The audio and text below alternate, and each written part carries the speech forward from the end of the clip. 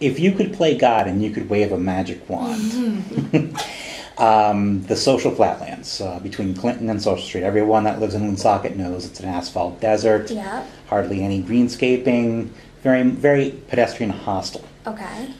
What would you do to make that area, that specific neighborhood area, more pedestrian and also What an driver friendly? exciting question. You know, there's so much that we've been able to learn through the Woonsocket Walks, the City on the Move project, just about, you know, like adding benches, adding art, different streetscapes like greenery. So what I would do is potentially engage River's Edge, one of our local nonprofit arts organizations, in developing, you know, different like public outside art. And I'd start with that. I'd add benches. I'd think about, like, you know, if trees could be planted.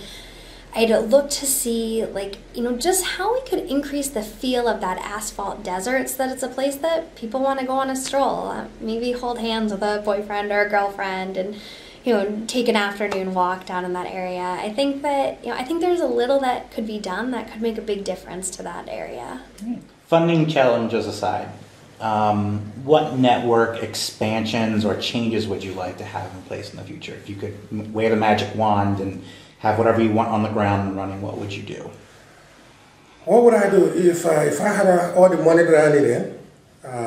I think looking at the map of Rhode Island, I know this might come to as a shock to most people. What I would love is to draw a line in the middle of the state from one end to the other, put a light rail system that runs the length of the state, and then feed them with the buses coming in from the suburbs or wherever you're coming in. So we have a true people mover in the middle, just getting people to where they need to be. Like the old East Bay line. That's correct, that's correct. You know, we have all of these really dense population centers, the Providence, the Newport, the Warwick, Pawtucket. We connect them with all of these buses. That's you know, that's not the best way to do the connection. I think we may have to go back to Portland and borrow the Portland concept, where Portland is the center, light rail connects Beaverton, right? Light rail connects Gresham, light rail connects North Portland. And now, and you know, so they keep extending the light rail as the connector and the bus feeds the light rail, everybody comes to downtown.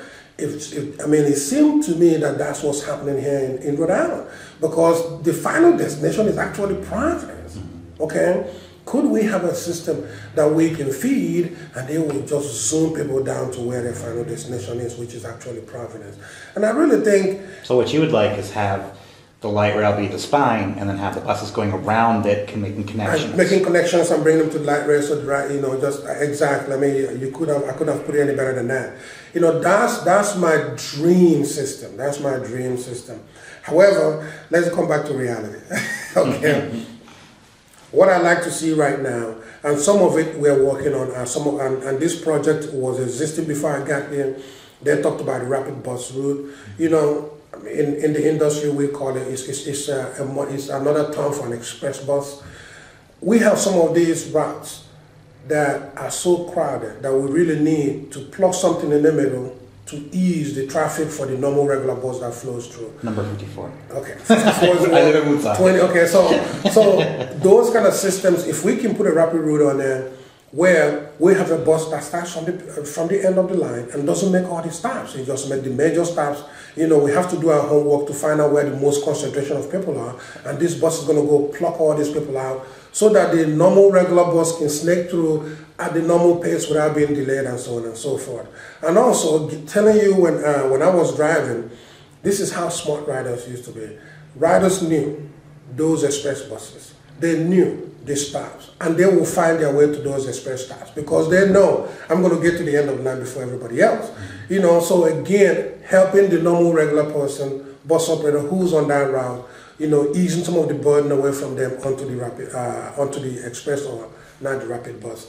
I think if we played our cards right, that is going to be a huge help in easing the burden on some of these routes, because I think it's the 54, the 99, the 20. I ride the 20 all the time. I'm going, it is such an uncomfortable ride because it's so packed. You don't even want to sit down because everybody's just standing in front of you. So also I would love to see us expand service. I mean, not contract service. The more I understand Rhode Island, with the condition of our roadways, and this whole state being a very old state, it's not designed to handle the kind of capacity in terms of traffic that we put on them today. Mm-hmm. So what I like to be is that person who takes some of that capacity away from the roadway by providing a system that can actually compete with your vehicle. Yeah, we know you're going to win, but you're going to be by so little a margin that we become an attractive option for somebody who wants to ride, so that we can take some of those trips off of the road and put them on the bus.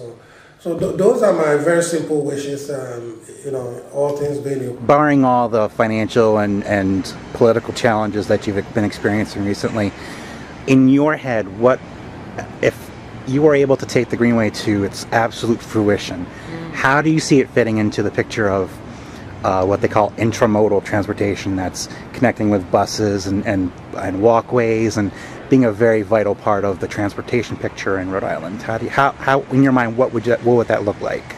I think, for us it would be continuing the path beyond Johnston, and again, even the existing path, it's so important for that connection. I mean, the Winoospatucket River Greenway goes to the west side of Providence in the neighborhoods of Valley, where we are, Oneyville, Manton, Hartford, Silver Lake. These are connecting those areas, which are, Oneyville is one of the most impoverished areas in the city. Mm-hmm. Many people do not have access to motor vehicles. So the bike path, though it's a great recreational resource, it really is a wonderful transportation resource. So folks living in these neighborhoods can get on the path, ride into downtown Providence, and get on a bus and, go elsewhere in the state.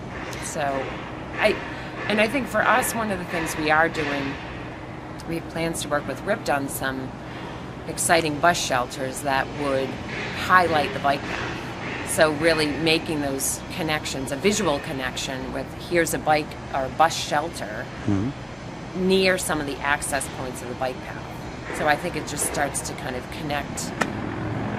That's great to do on video.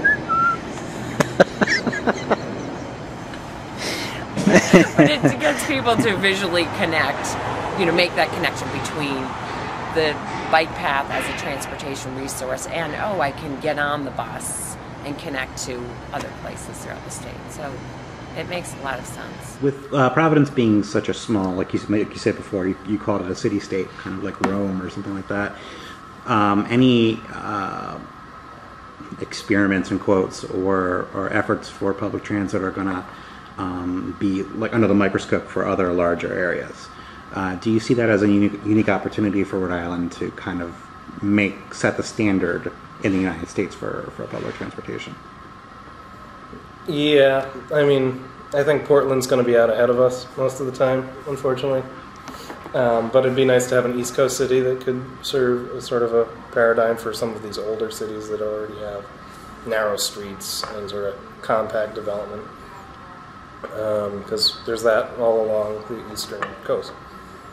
So yeah, I'd love it if Rhode Island could be a model, and not just for transportation planning, but for all of, for green jobs development, renewable energy. I think Rhode Island has a huge potential to be a leader in these issues because we do have political leaders who understand the values of preserving the environment. It's a boon to the economy, not something that hinders economic growth or whatever the prevailing myth is out there.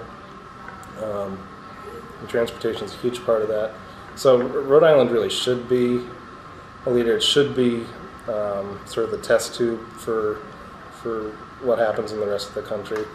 And that's sort of the way Rhode Island was back in the beginning. This was the birthplace of religious freedom, first place to jump into the revolution.